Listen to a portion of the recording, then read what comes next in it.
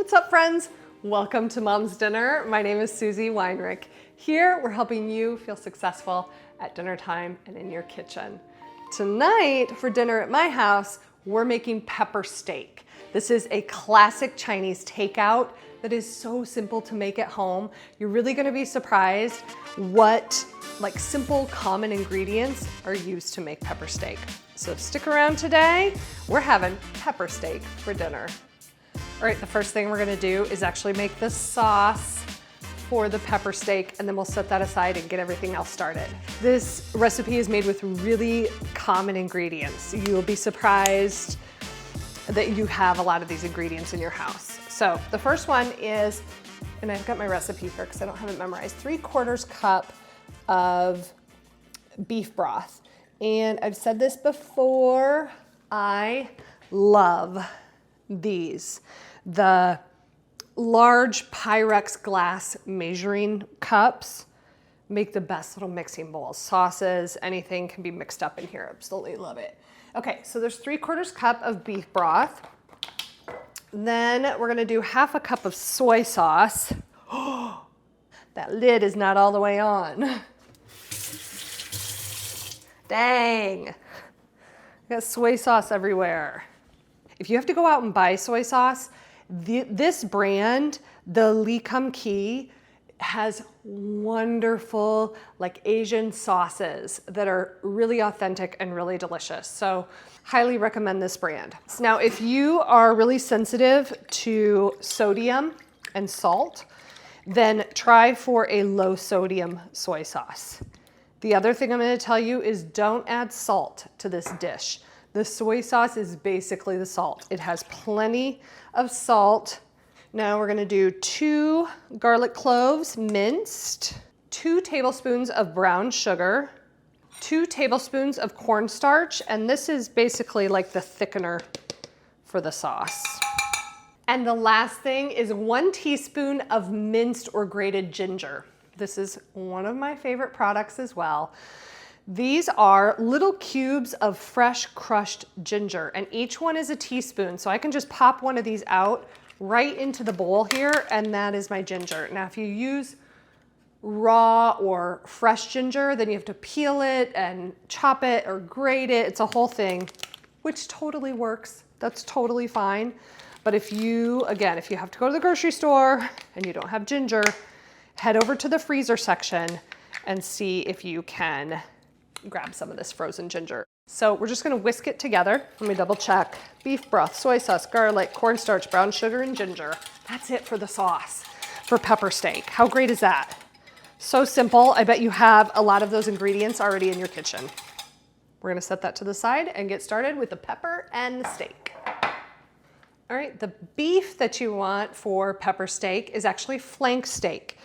This is about a 1.5 pound flank steak, and you can see how the grain runs in the flank steak. It's very pronounced. You can see that it runs like this. It is always, always, always, always, always, no exceptions, important to cut across the grain. This makes the fiber smaller so you can actually chew through it. If you cut with it and you had these long grains, you are not gonna be able to chew through that. We're gonna cut this into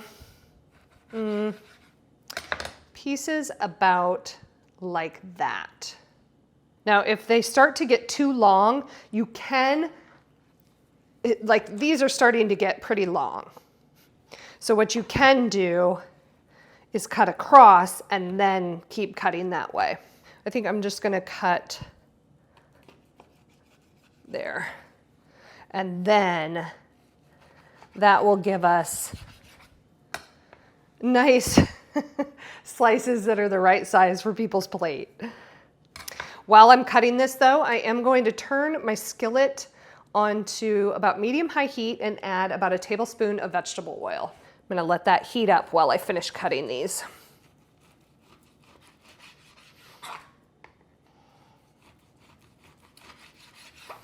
Now that I'm towards the end, the grain has kind of shifted. If I kept on my pattern, I'd be slicing with the grain. So I am gonna turn it and then finish slicing it this way.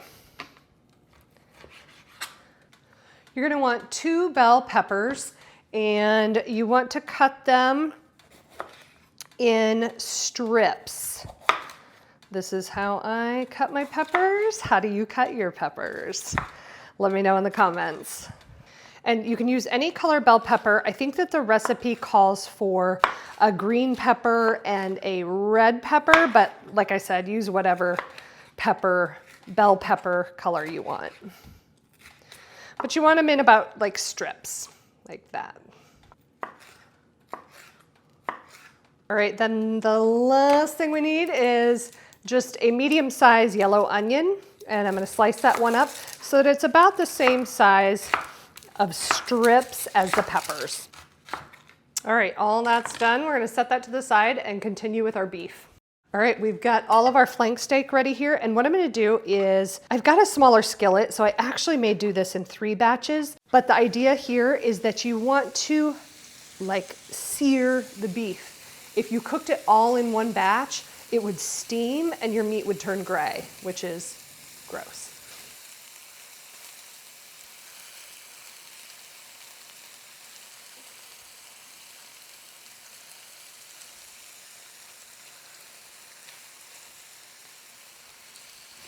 All right, I've got all the beef and I'm putting it in a separate dish because now we're gonna add the peppers and onions. All right, I'm gonna add in the last tablespoon of oil.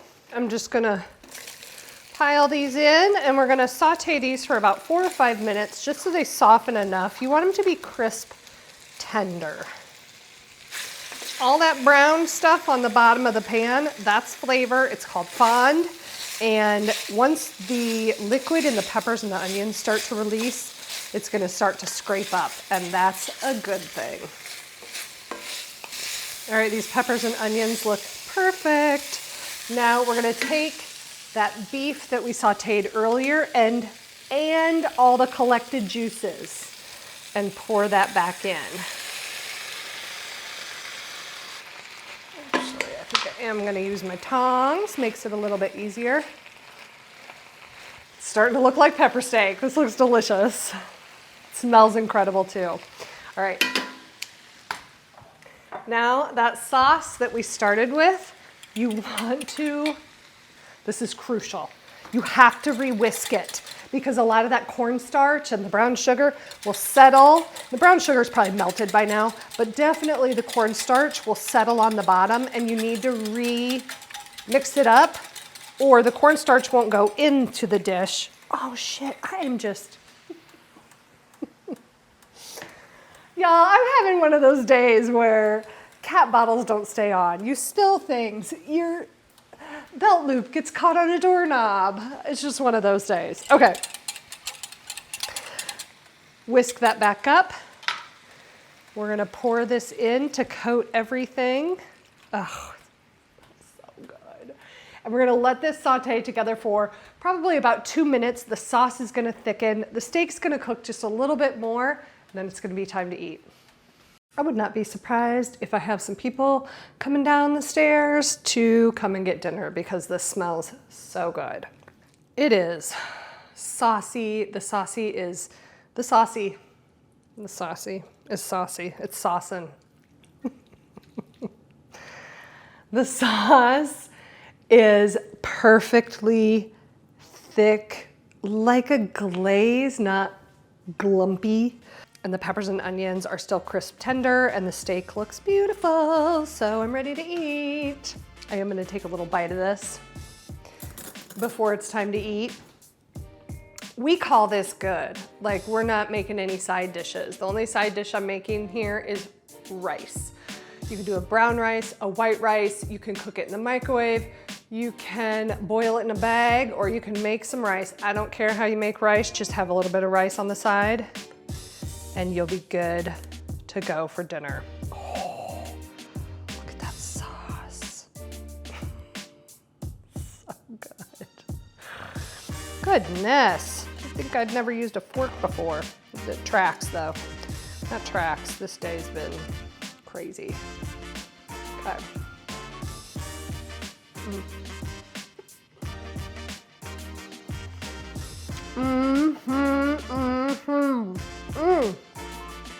is dangerous leftovers for me to have in the fridge, because I'll come and make just a little bowl of it and eat it. And then we'll come back and make another little bowl and just eat it. It's so good.